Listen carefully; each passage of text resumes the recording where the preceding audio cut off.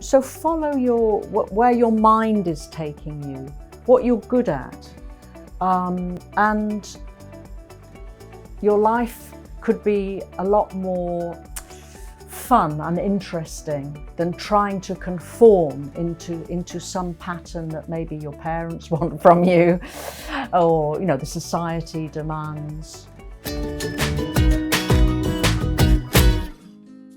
My name is Jane, Jane Hong. My husband is Chinese. I took his Chinese name. I'm from Britain, but I moved to Hong Kong in my 20s as a viola player in the Hong Kong Philharmonic Orchestra. But since then, I've become a writer. Actually, I taught a bit at the Hong Kong University in the music department. I had a radio program on HKeye Radio 4. I read the news for a while for ATV. So Hong Kong, for me, has been a place of many opportunities, and I've really enjoyed living here. I like many aspects of Chinese culture regarding the importance of family. My real family back in England joke that I'm half Chinese because I've adopted so much of the culture. I've written a number of books. They are all set in Hong Kong, Chinese characters, or local characters, I should say. Hong Kong has informs my writing because I've been here for so long. I actually rewrote a number of Chinese folk tales. One really interesting thing I found is that as this place was a British colony, most of the kids knew Disney characters and fables from the West, but not their own. So I actually retold some Chinese fairy tales and folk tales. And my most recent book is set in the 1970s in Hong Kong. 1970s was a time of great growth in Hong Kong. There was social change because of the hundreds of thousands of immigrants coming from the mainland. So my character is a 13-year-old local boy with a difficult family background. He has an abusive stepfather, but through his love of music and his natural gift for music, he actually becomes a singer.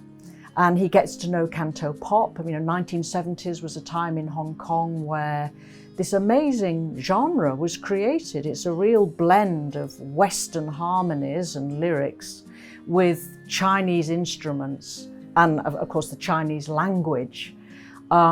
So he discovers canto pop, he discovers Roman tam. So I felt very happy to write this book, and I've dedicated it to my parents, actually, because they were both professional classical musicians.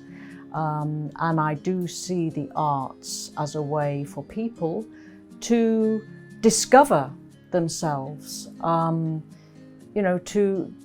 to live their lives in maybe a more meaningful way than just making money. So I sincerely hope that not only will this book tell young adults really about life in Hong Kong in the 1970s, it is the history of this city, but also to give them aspirations to try other things and to explore the artistic world.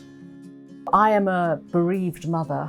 I suffered the tragedy of losing my 30-year-old daughter to rape and murder in Lebanon, where she was working as a British diplomat.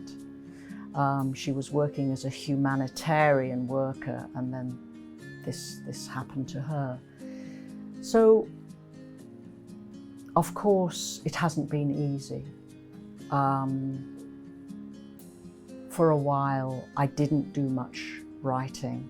I was terribly sad, but I also thought, well, actually, I don't want to just be sad for the rest of my life. I have to get on with my life. So it was more like I must speak out. I must make people more aware of gender-based violence. I must do what I can, especially in Lebanon, which is where she was killed and where everybody knows the case because it was so unusual. There are a lot of opportunities in Lebanon to raise awareness about gender-based violence, to make the streets safer in conjunction with working with the police, which is what I'm doing now, as well as the Lebanese government. I mean, it's a high-level charitable project I have now.